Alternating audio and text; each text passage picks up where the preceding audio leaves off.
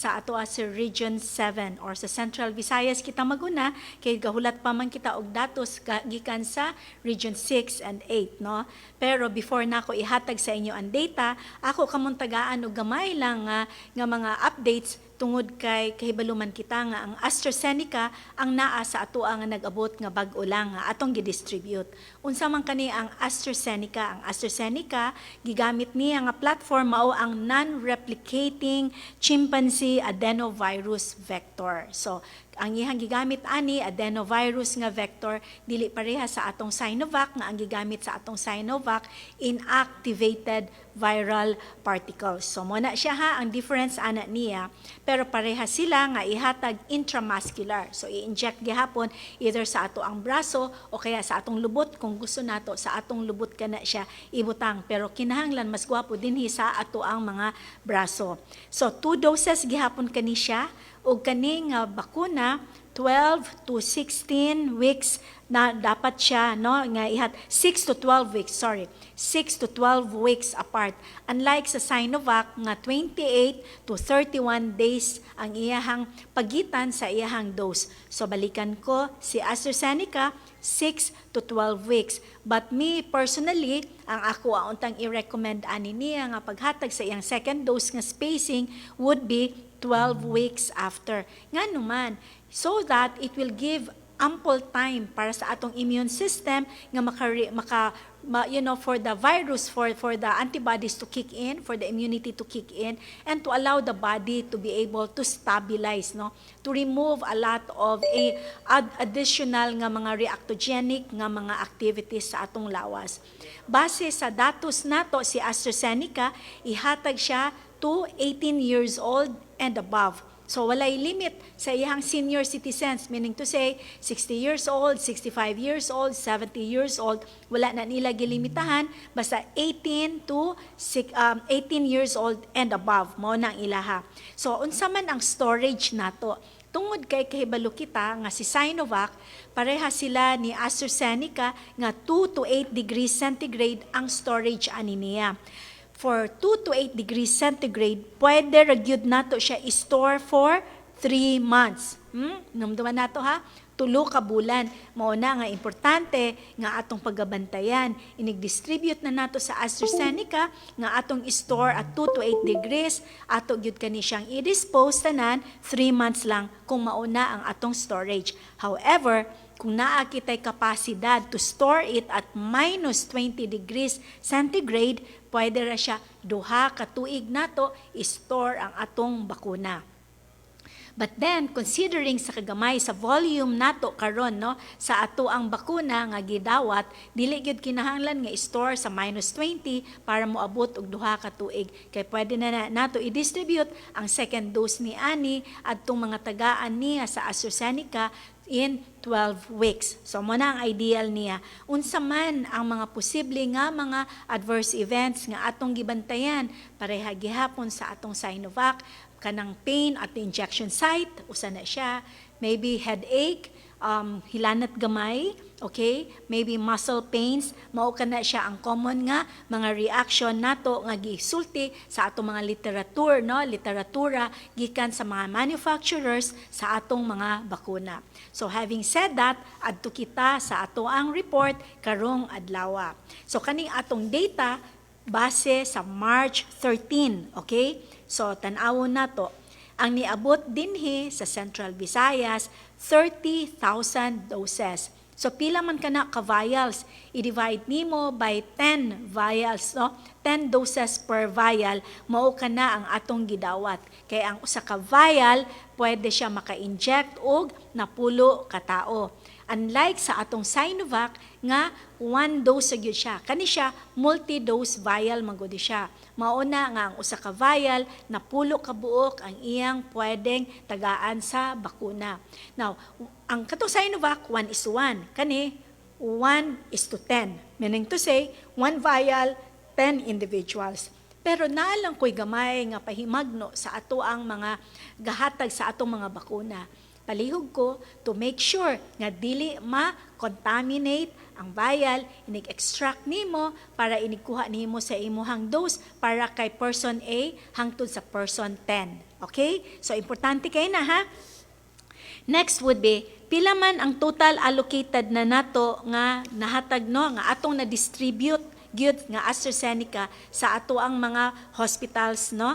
Nakahatag na kita og 2,950 vials, equivalent to 29,500 doses. We gave to Bohol 5,140 doses or 514 vials. Dito sa Negros Oriental o sa Siquijor, naghatag kita dito og 3,660 doses or an equivalent of 366 vials. Mangutana mo, nga naman, asa man ni sila naadto? Naadto ni tanan tungod kay punan nato. Remember nga pag-distribute nato sa Sinovac, pila man tanan ang atong nadawat di ay nga Sinovac. Tan-awon ta no sa akong listahan nga ang atong tanan nga nahatag or nadawat nga Sinovac is actually 28,162. So kung kana lang siya, kulang gyud kaayo na agyoy mga empleyado nga mga frontliners nato sa mga ospital nga wala pa naapil adtong panahon sa Sinovac. Muna nga atong gipunan with AstraZeneca para kana sila tanan as much as possible mahatagan na nato. So the protection will now be completed for all our frontliners in the healthcare workers, among healthcare workers in the hospital settings. So, muna no, now ako karong ikuan, so mo pa man na siya ang sa AstraZeneca, in the coming days, ato na pong ihatag ang report, pila na pud kabuok ang natagaan sa AstraZeneca nga atong gi-deploy or gi-distribute. Pero, balikan ko si Sinovac. Si Sinovac, 28,162 doses, equivalent to 28,162 healthcare workers. Pila na kabuok ang nakakumpleto sa ato ang first dose sa Sinovac? Okay? 14 hospitals. Makita na ninyo sa atong talaan o ihapon ninyo, there are 14 hospitals already who has finished the distribution of the first dose of Sinovac, equivalent to 7,436 healthcare workers. But as of March 13, ug inyong ihapon dinha sa inyohang nagakakitaan sa inyong mga monitors and screens nga ang total gyud sa tanan, including those nga wala pa nahuman sa ilang pagbakuna, no, paghatag sa ilang first dose of Sinovac, we already achieved 12,766 healthcare workers comprising of 45.33% sa ato ang accomplishment report for the total 28,162 doses. So, klaro, no? So, nanata sa 45.33%. And as we go along, ugma, lahi na pud na atong numero, makita nato, magdugang na pud na siya until hoping na mahuman na ni siya. So, katong mga hospitals, completed ang ilang first doses for Sinovac, pwede na nila sugdan ang katong ilahang mga healthcare frontliners with AstraZeneca. So, klaruhon ko ha, dili ka maghulat nga humanon nimo sila tanan, bag-o nimo ihatag ang imong AstraZeneca. Meaning to say, kung humanakaana niya, pwede na nimo himon ang imong AstraZeneca. Katupong wala pa na nga human ug hatag sa ilang first doses for Sinovac, they have to finish that Sinovac sa ilang master listing before na pud sila mo jump adto kay AstraZeneca. The reason there is this. One, dili pwede nga naghatag og Sinovac nako karon ang ako ang second dose AstraZeneca. No. There is no study yet that will tell us that we will be able to achieve the efficacy o kanang ang immunity nga atong gipangita kung atong lain-lainon ang bakuna nga ihatag sa usa ka tawo. So klaro na ha. Ikaduha, tungod man ay ani niya kinahanglan pod easier for monitoring. Nga ang imong gitagaan, si employees 1 to 100 nimog Sinovac, si employees 101 up to 120 si AstraZeneca. Easier for you to do monitoring for compliance and for adverse events reactions. So, mo gyud na siya. That's why it's very important. Humanon na nato, kung naana sa inyo ang duha ka bakuna, katong inyong nauna nga master list for your Sinovac, humanato ninyo. Now, the next question is, paano, Doc, kung pananglitan, nagpa-master list siya, Sinovac siya nakapila, pero ni-decide siya nga mag-AstraZeneca siya. That is your prerogative already as an institution kung imong i-allow or dili. Because remember, they are our modern day heroes, and kung mupili sila lahi nga brand, kay dili sila gusto adtong naa na nakapila din ha, you can actually allow that, no? Because that is an option. Pero kung pwede lang, kung kinsa tong naka-master list, adto ta, unless there is a medical contraindication for that particular vaccine that is available. Alright? Sige. Pila man kabuk ang total refusal nato ngadto sa Sinovac, ha? Nga naa sa atong datos as of March 13. Ug imong ihapon kanang naa sa imong monitor, 24. Ang katong total nga deferred is 226.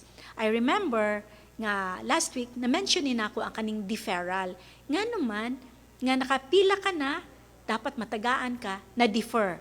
Well, mostly this is because of medical conditions. Kunyari, gikuhaan kag blood pressure at the instant nga dapat bakunahan ka na, ni shoot up imong BP, dili sa gyud ka nila tagaan mo nang deferral na siya. O kaya naman nakulbaan ka. So imong heart rate 40 gyud ka ay kapaspas, pwede ka i-defer. O kaya naman, gihilantan ka at the last minute. O kaya naman, naglain imong paminaw. Then that would be a deferral. Okay? So, mo na siya. Ang total AEFI nato, base sa mga nahuman na sa Sinovac, is 204. Which, if you look at it, 204 over 12,766, that is tantamount to less than, pila man? Gamay ra kaayo nga porsyento nga naakitay mga adverse events. So why am I bringing this data to you? So you will see the safety of our vaccines. And 99.9% nga atong mga adverse events sa Sinovac are very mild. Sakit dito sa braso nato, sakit ang ulo, medyo kalipungon, medyo lain ang ginhawa. So mao kana siya ang pinaka-common nato nga mga na-encounter sa atong adverse events. So, karon kinahanglan nato mahibalaan pod pila pa man ang atong i-target nga mga bakunahan sa atong mga healthcare workers para makaproceed kita sa ato ang priority number 2. Kinsa man ang priority number 2, mao na kani ang atong mga senior citizens with comorbidities. Kay once mahuman nato si priority A1, which are the healthcare frontliners, then pwede na kita sa atong mga senior citizens. So para nalang mo'y guide, ang total healthcare workers nato, no, nga anaa sa isolation and quarantine facilities nga wala pa nato nasugdan og hatag is 24,763 dinhi sa Central Visayas. For government-owned primary care-based facilities, ibig sabihin mo kani ang atong mga ospital, no, level 3, level 2, level 1 kana sila, 25,564. Ang atong mga stand-alone facilities, that means these are freestanding clinics, mga diagnostic centers, mga molecular laboratories nga freestanding, they will total 328 healthcare workers.